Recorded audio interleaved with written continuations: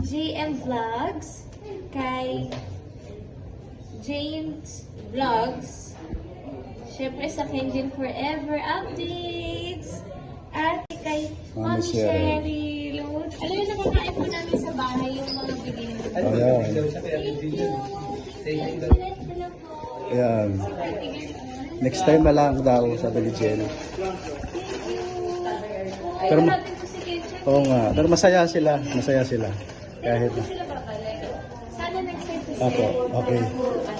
Dapat niya, hindi na sila sana uuwi. Taga Nueva Ecija kasi sila taga Bacolod. Yung isa. Bumalik na lang. Yay!